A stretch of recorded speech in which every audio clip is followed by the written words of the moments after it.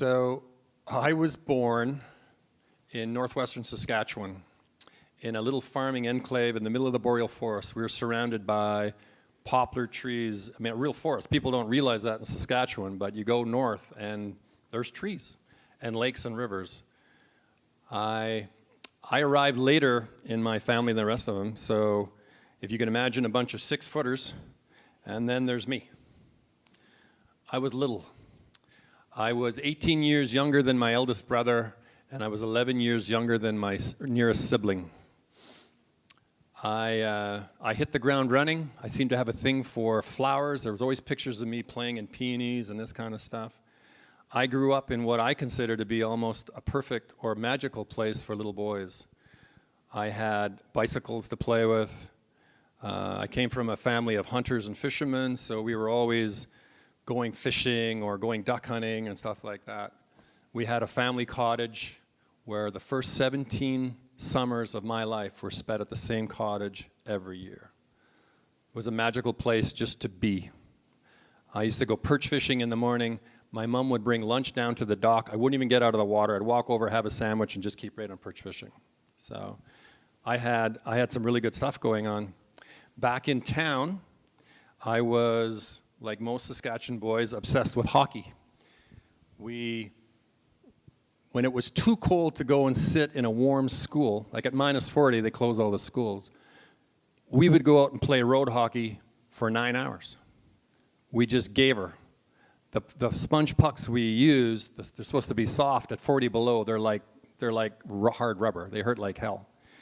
We played street hockey all winter. We played ice hockey, organized all winter. As soon as the snow went in the spring, we played on lawns until people chased us off because we would just absolutely kill the grass. And then we would move on to other things. My first business was picking bottles. I used to go out between my community and the reserve. There was this, where all the northern communities drove, there was always more bottles there than everywhere else. And I'd go out and pick bottles. And I used that money to buy my first tent. And I would set up my tent in the backyard, and it would be set up for like 6 months a year. And in that tent, my friends and I, it would be like headquarters for streaking parties. We'd have 6 of us. We'd all get in there, strip all our clothes off, and then run all over town. We'd run for the old folks' homes and ring all the buzzers. We'd run in front of vehicles. We'd jump on bikes and we'd pedal around with our little peckers there, just sort of floating around. And it felt wild and good. And life was really good. Another thing I did in the fall, when the geese were migrating, I moved into the tent. So my mom would put me to bed at night, and I would sit there and listen to the geese flying all night.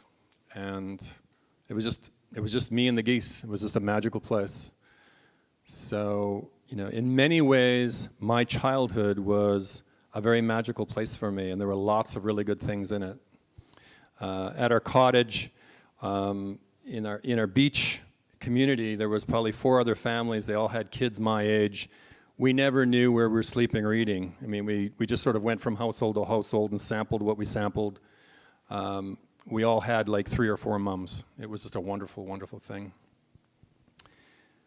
But like many stories, you know, there's often more. So the year I was born, my nearest sibling, Warren, his psychosis fired up. So he was a fairly normal little boy up until that time. And when I showed up on the scene, suddenly he became, you know, there was these changes that were taking place in him. And when I arrived, he didn't really like the fact that I arrived. He wasn't ready for me. I sort of turned his world upside down. So I guess I was competing with him. When I was a little guy, and I'm talking little, like 2 months old, my mother found me way up in an oversized closet, buried under pillows and towels and stuff. And at other times, she would find my brother whispering things to me, like it was, you know, she was really concerned about my welfare. At the lake, my mom told her sister that she was really concerned that Warren was going to kill me. So this is something that not only my mother was dealing with, but of course that I was dealing with, and my nervous system was already beginning its dance with fear at a very, very early age. So I powered through. I'm a good little trooper. I made life work for the most part, and I had friends, and I had things that were really working for me. I played a lot of hockey. I became an incredibly good shot. I could fold up a mallard just about any time, and yeah, in a lot of ways, that all worked. But as my brother's psychosis began to blossom, it started creating this dynamic in the family where essentially my father disowned my brother or his son, and it now became my mother's sole responsibility. This is your son, you solve the problem. So now a wedge was being driven between the two people that I needed for my purposes. And this just continued on until eventually my mom sort of found her comfort or whatever in alcohol, which is so common for most people. She was hurting, life wasn't working very well anymore, so she became essentially an alcoholic. And this just, it's like the boiled frog, just one little thing at a time, nothing on its own that's too much to handle, but slowly the water's getting hotter and hotter, and things are going the wrong way. And this dynamic continued. Well, I guess and the other aspect of this is my brother had attempted suicide a few times. So we had police cars and ambulances coming to our place. So the breakdown of my parents' relationship continued until the time where it was just sick. And I mean, I was 11 years old, and my siblings had all gone away. My nearest sibling was in and out of halfway houses, so essentially it was just my parents and I. And the last summer of my mom's life, I witnessed two events that I'll never forget. One was my mother in an extremely vulnerable and painful place, essentially the lowest moment of her life. And my father, so there's this bizarre thing, my father would bring cruelty when we were most vulnerable. So here my mother was wailing away in the top bunk of my room, and my father, instead of bringing something warm and compassionate, was bringing absolute brutality. He never hit her, but what he was bringing her was it was grotesque. And the more she wailed, the more aggressive and destructive he became. So, as a little boy, I just sort of froze, and eventually it quit, and we packed up and we left her. So we went back to town, and nothing was talked about. And we came back about 2 or 3 days later, and they just continue on as if nothing had happened. And then we got an invite to go to a friend's barbecue, and Dad and I hustled over there. If he got an invite for food, he never delayed too much.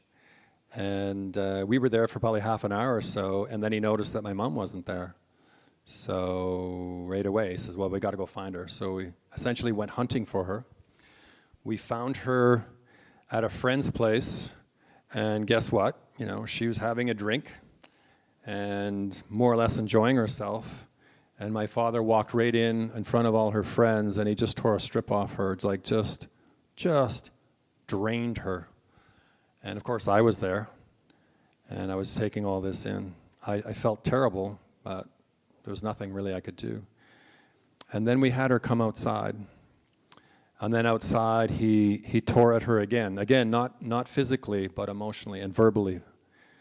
And I could just see, her spark just sort of flaring out.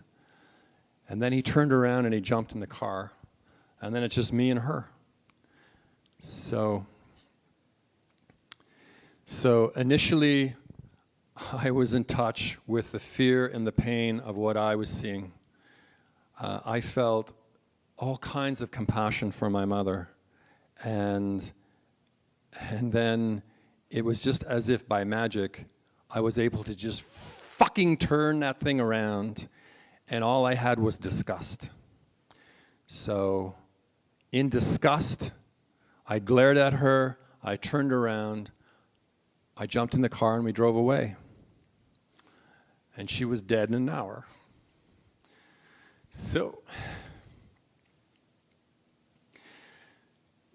when I heard the news that my mother had died,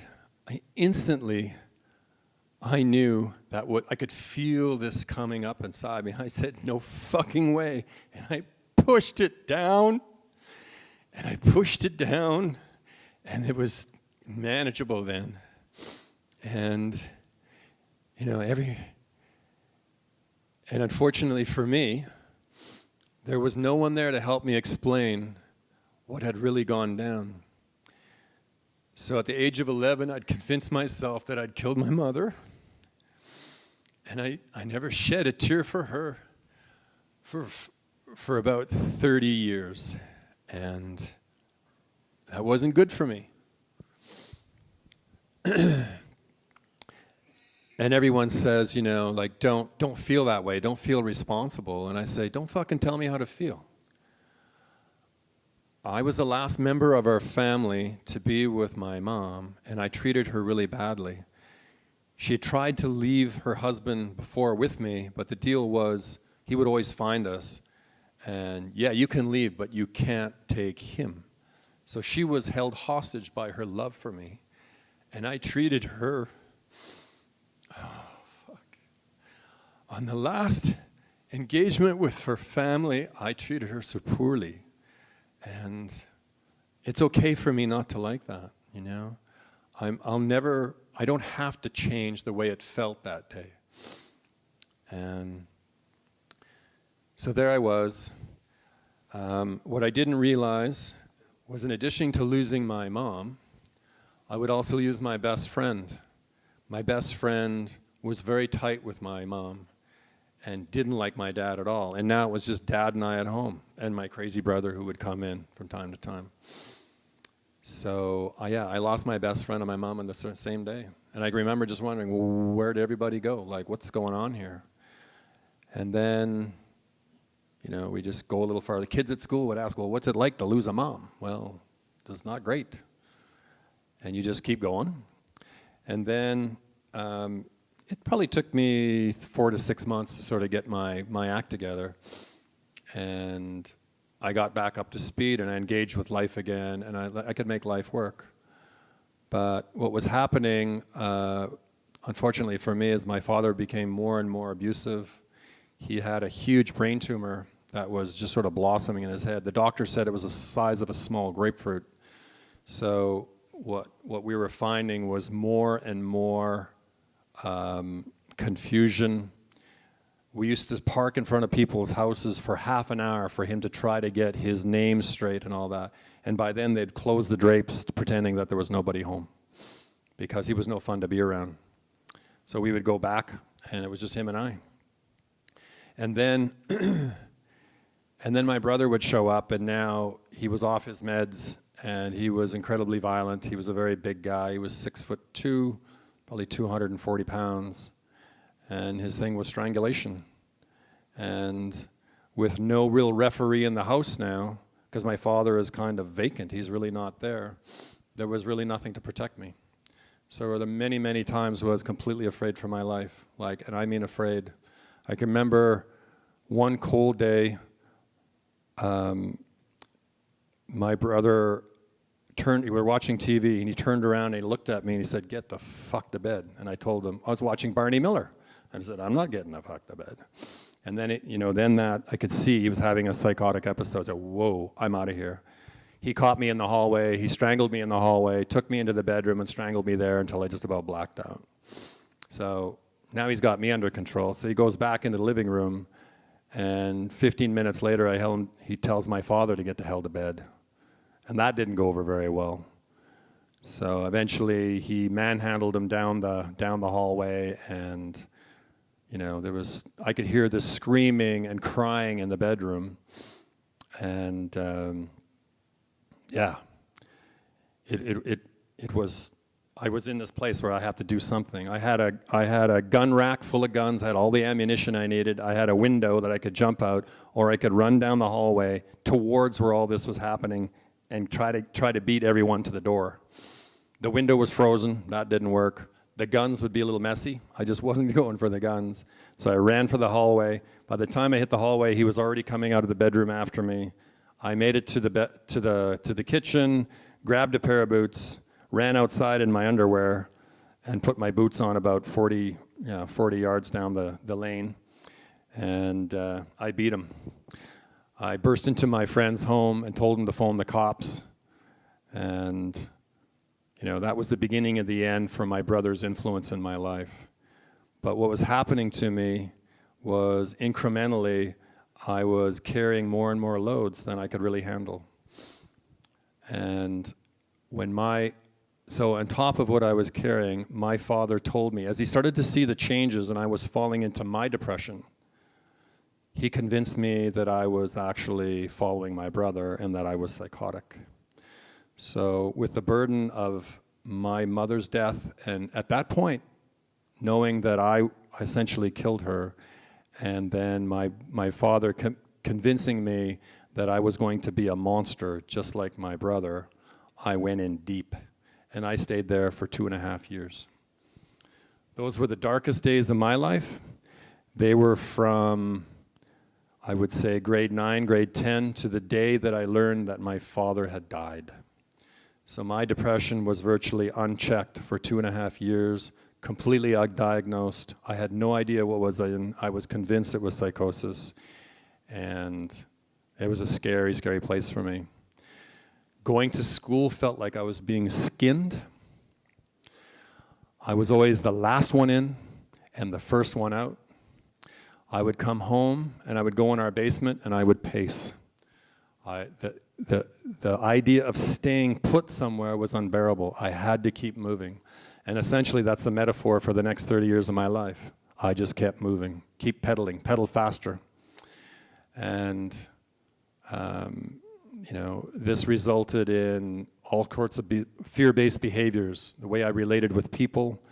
It had a direct impact on my marriage, my relationship with my kids, and my business. I spent 2 winters in a tiny little trapping cabin. It was 8 by 12 feet, and they were important years for me. It was like a retreat. It was just me and the squirrels. And I was lucky enough to have a man in my life, a rancher friend, who let me do this. It was on his property, and those were an important 2 years for me. And then from there, I began to engage with the world of people again, and eventually found my place to at about the age of 40, I was waking up every day with this burning lump of yuck in my stomach. I didn't know what it was, I knew I didn't like it, and I knew I was ready to do whatever it took to get rid of it. It was there from my first waking moment, and it was there till I went to sleep. So I got curious, and I started shopping around. I ended up seeing a therapist in Saskatoon. He was working for the Saskatchewan Teachers Federation. Teachers need good therapists because they burn out in a big, big way. And this guy saw me, and what he did was he sat on the floor, and then he had me snuggle in like I was about a 3 or 4-year-old, and he just held me and talked to me. And it was just wonderful. He was kind of stinky, but he was a lovely, warm, healthy man. And I had never experienced that in that way before. And so he saw that, whoa, this is kind of working. And he said, well, you and I can chip away at this for 2 or 3 months and we'll get somewhere. Or you can jump on a plane and fly to Gabriola, or fly to Vancouver and go to Gabriola and go to this haven thing. And I think they've got what you need. So, I just went home and started arranging to flights and stuff so that I could go there. And he was absolutely right. The Come Alive experience at the Haven for little people like me who haven't been able to make connection work, in 6 days, you will experience connection. Either that or you'll run away from the place the first little while. It's a powerfully potent place to begin a process of getting better. So I engaged with that. I started making headway. I started to believe that connection was possible for me. Before that, I believed that connection was laborious, unsatisfying, and really irrelevant because it was really only for other people. And in 4 or 5 days at the Haven, by day 3, I had an experience where my energy body started to tingle and glow, and it did it all night. So for 12 hours, I had this experience, I can feel it right now, where my body just sensated. It was just feeling and feeling and feeling, and I just rolled with it, and it was wonderful. So that was the beginning of my surrender to my nervous system. Prior to that, I'd been fighting that son of a bitch with everything I've got. And essentially, my journey after that has been piecemeal, but eventually I got to a place where I became completely at home with whatever my body was bringing me. I had to deal with divorce. I had to sell my business. I had to make big changes in my life. And most recently, I was in a powerful head over heels love a relationship, and it ended.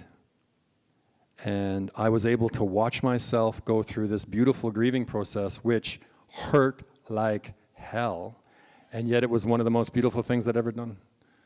It was my nervous system working the way it was designed to work, so that at the end of this, I'm ready again. I'm ready to rumble. So, and that's really my journey. I believe I have surrendered completely now to my nervous system. This group and what we're going to do here in the commitment piece is a result of my commitment to my imagination and my intuition, which brought this. So my ability to commit to what I want now it's absolute. I can completely listen to and commit to what my wanting wants. And my life is easy now. It's truly easy. Even with the grief of losing someone who I love so much, I can be with that and be healthy at the end of it. I don't get stuck. And life's easy. It's totally easy. It's so totally worth the effort I put in to get to this place where I know life is good. And I'm thankful for my parents that they gave me life. That's all they needed to give me. They gave me some great foundational stuff, but unfortunately for me, I arrived when it was harder for them to give me more. So I had to go out and get it myself. That's all. So that's pretty much me. That's my story. And thank you for listening to me.